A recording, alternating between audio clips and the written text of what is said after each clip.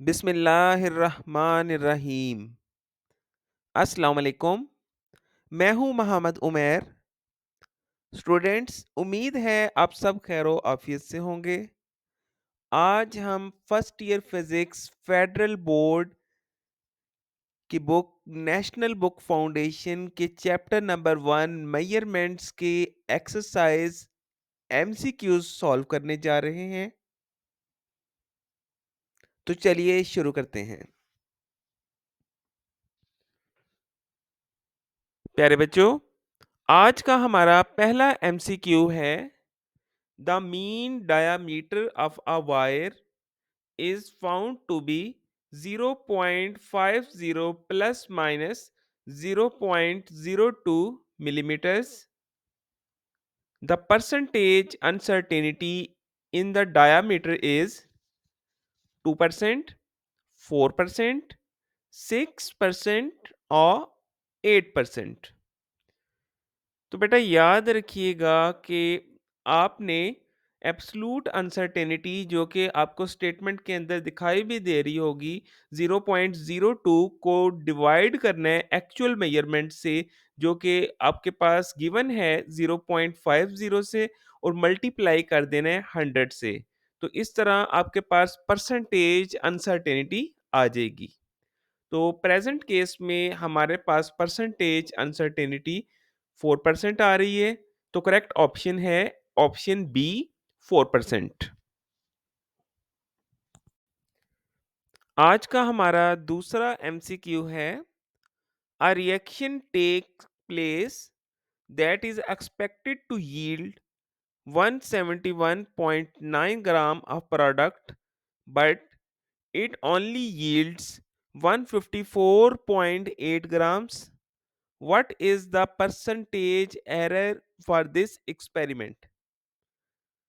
तो percentage error निकालने के लिए आपने एक्चुअल वैल्यू में से माइनस करनी है अपनी एक्सपेक्टेड वैल्यू, और डिवाइड कर देना है एक्सपेक्टेड वैल्यू से, और होल का मॉड लेकर मल्टीप्लाई कर देना है 100 से।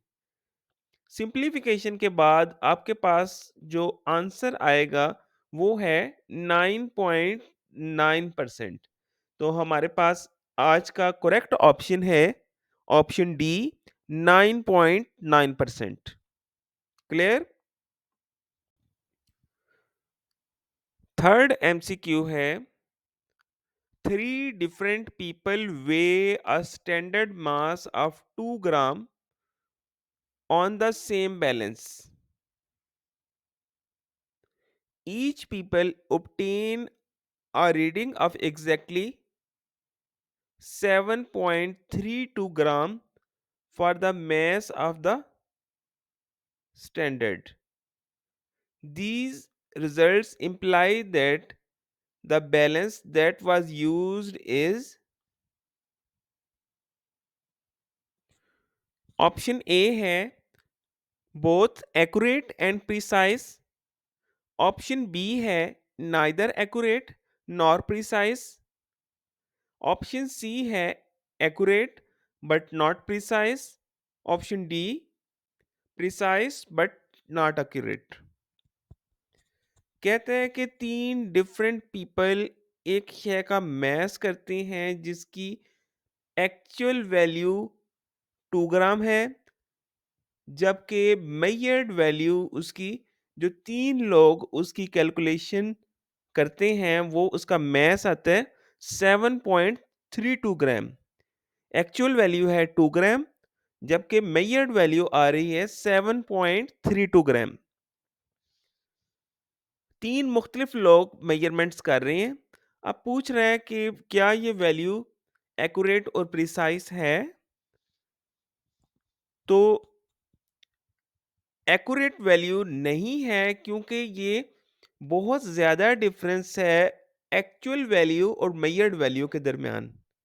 क्योंकि तीन लोगों की रीडिंग सेम आई है, रीडिंग एक दूसरे के करीब करीब है, बल्कि एग्जैक्टली सेम है, तो यहाँ हम कहेंगे कि ये मेजरमेंट एक्यूरेट तो नहीं लेकिन प्रिसाइज है।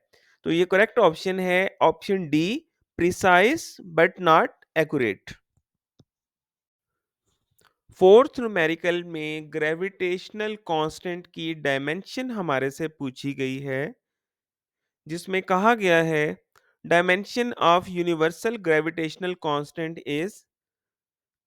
तो ग्रेविटेशनल कांस्टेंट की डायमेंशन निकालने के लिए हमारे पास जो फार्मूला है लॉ ऑफ ग्रेविटेशन से, वो कहता है F R square divided by M one M two. तो यहाँ हम फोर्स, रेडियस और मास की डायमेंशन पुट करेंगे तो हमारे पास ग्रेविटेशनल कांस्टेंट की डायमेंशन निकल आएगी। जैसा कि आपको मालूम है, फोर्स इक्वल होती है मास इनटू एक्सेलरेशन। तो मास की डायमेंशन है कैपिटल एम, एक्सेलरेशन की डायमेंशन हम चैप्टर में बार बार निकाल चुके हैं, L T minus to. Radius क्योंकि एक लेंथ ही है तो इसको डायमेंशन हमारे पास आ जाएगी, रेडियस का स्केयर है तो L square divided by M one की डायमेंशन कैपिटल एम, और इसी तरह एम टू की भी डायमेंशन कैपिटल एम। तो ये डिनोमिनेटर में हमारे पास आएगा एम स्केयर। तो इसको सिंप्लीफाई करने पे हमारे पास वैल्यू आएगी एम इनवर्स एल की क्यूब टी माइनस टू। तो करेक्ट ऑप्शन है option C, M inverse L की क्यूब टी माइनस टू। उम्मीद है आप तमाम को क्लियर हो चुका होगा। तो चलिए आगे बढ़ते हैं। एमसीक्यू नंबर 5 में कहा गया है a measurement which on repetition give same और nearly same result is called. बार बार आप रीडिंग्स ले रहे हैं, रिजल्ट आपका सेम आ रहा है, मतलब ये कि आपकी रीडिंग प्रिसाइज है। तो ये करेक्ट ऑप्शन है option C, precise.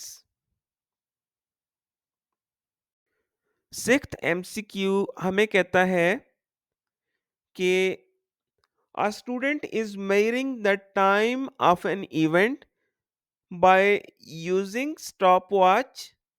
He takes five measurements as 3 second, 3.2 second, 3.4 second, 2.8 second, 3.1 second. What is uncertainty in the result? तो यहाँ अनसर्टेनिटी निकालने के लिए हम क्या करेंगे कि range of all possible values को हम अरेंज करेंगे। तो यहाँ हमारे पास मिनिमम वैल्यू 2.8 है और मैक्सिमम वैल्यू 3.4 है।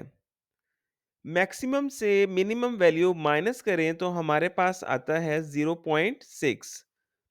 अनसर्टेनिटी निकालने का फार्मूला है कि आपने रेंज को डिवाइड करना है 2 से। तो हमारे पास प्रेजेंट केस में अनसर्टेनिटी आ रही है प्लस माइनस 0.3 सेकेंड। तो करेक्ट ऑप्शन है option A, plus minus 0.3 seconds. Next है MCQ 7, which of the following quantity has different dimensions. तो आप तमाम की डायमेंशन चेक करेंगे। तो सबसे पहले फोर्स जो कि मास इनटू एक्सेलरेशन है, इसकी डायमेंशन मास की कैपिटल एम और एक्सेलरेशन की dimension L T minus two. तो फोर्स की डायमेंशन हमारे पास बनती है M L T minus two. इसी तरह weight W is equal to M G. तो m को हम कैपिटल M से जाहिर करेंगे और g की डायमेंशन आएगी एक्सेलरेशन वाली ही एल टी माइनस टू। तो इस तरह हमें पता चला कि फोर्स और वेट की सेम डायमेंशन है। इसी तरह टेंशन की भी डायमेंशन वही है जो कि फोर्स एंड वेट की है। तो यहाँ मॉडुलस ऑफ इलास्टिसिटी की डायमेंशन अलग होगी बाकी तीनों अशिया की डायमेंशन के निस्बतन। तो करेक्ट ऑप्शन है option C, modulus of elasticity. If the dimension of a physical quantity are given by L A M B T C, then the physical quantity will be। तो सबसे पहले हम फोर्स की dimension check करेंगे। Force क्योंकि mass into acceleration है, तो इसकी डायमेंशन बनती है M L T minus two. M को हम कैपिटल एम से जाहिर करेंगे। एक्सेलरेशन की डायमेंशन हमारे पास आ रही है एल टी माइनस टू। तो इसको जब प्रेजेंट केस में चेक करेंगे तो यहाँ एल की वैल्यू 1 है, जबकि गिवन एल की वैल्यू -1 है, तो ये ऑप्शन नहीं हो सकता। इसी तरह हम प्रेशर की डायमेंशन चेक करेंगे। प्रेशर फोर्स इनटू एरिया होता है, तो फोर्स की डायमेंशन हमें मालूम है M L T minus two. Area चूंकि एक लेंथ ही है, तो इसको हम लिखेंगे एल मल्टीप्लाई बाय एल। तो ये हमारे पास बनेगा एल स्केयर। सिंप्लीफाई करने पे इसकी डायमेंशन बनेगी M L inverse T minus two. तो यहाँ ए की वैल्यू हमारे पास आ रही है -1, बी की वैल्यू आ रही है 1 और सी की वैल्यू आ रही है -2, जो कि हमारे गिवन स्टैंडर्ड से मैच करती है। तो करेक्ट ऑप्शन है ऑप्शन बी, प्रेशर। एमसीक्यू जो सेकंड लास्ट है हमारे पास, एमसीक्यू नंबर 9, वो कहता है कि ऑर्डर ऑफ मैग्नीट्यूड ऑफ 10 की पावर 6 प्लस 10 की पावर 3 इज। तो यहाँ हम क्या करेंगे, इसको स्टैंडर्ड फॉर्म में लिखेंगे। 10 की पावर 6 में 10 की पावर 3 जो कि 1000 बनता है वो ऐड कर देंगे। तो यहाँ हम 1 0 0 0 0 0 प्लस 1 0 0 0 को ऐड करेंगे, तो हमारे पास आंसर आएगा 1 0 0 1 0 0। इसको जब हम साइंटिफिक नोटेशन में लिखेंगे तो ये फर्स्ट नॉन जीरो के साथ डेसिमल शिफ्ट होगा। तो क्योंकि डेसिमल 6 इंच से पीछे की तरफ मूव कर रहा है, तो 10 की ताकत आएगी 6। तो इसको हमने मजीद सिंप्लीफाई किया तो ये आंसर आ गया 10 की पावर 6। तो ऑर्डर ऑफ मैग्नीट्यूड हमारे प्रेजेंट केस में आएगा ऑप्शन सी, 10 की पावर 6। तो करेक्ट ऑप्शन प्यारे बच्चों अब तमाम को मालूम हो चुका है। क्लियर। आज का हमारा लास्ट एमसीक्यू है एमसीक्यू नंबर 10, जिसमें ऑथर कहता है which of the following may be used as a valid formula to calculate speed of ocean waves. जिसमें v को स्पीड को v से जाहिर किया जा रहा है, एक्सेलरेशन ड्यू टू ग्रेविटी को g से जाहिर किया जा रहा है, वेवलेंथ को लैम्डा से जाहिर करते हैं, डेंसिटी को रो और डेप्थ को h से जाहिर किया जाता है। तो हम डायमेंशन एनालिसिस के जरिए इक्वेशन की डायमेंशंस चेक करेंगे। तो ऑप्शन ए से हम स्टार्ट करते हैं। तो वेलोसिटी की डायमेंशन हम चेक करेंगे, जो कि डिस्टेंस आवर टाइम है। तो डिस्टेंस को हम मेजर करते हैं लेंथ में, इसी तरह टाइम को मेजर करते हैं कैपिटल टी में। तो ये जब कैपिटल टी ऊपर जाएगा तो ये हो जाएगा टी इनवर्स।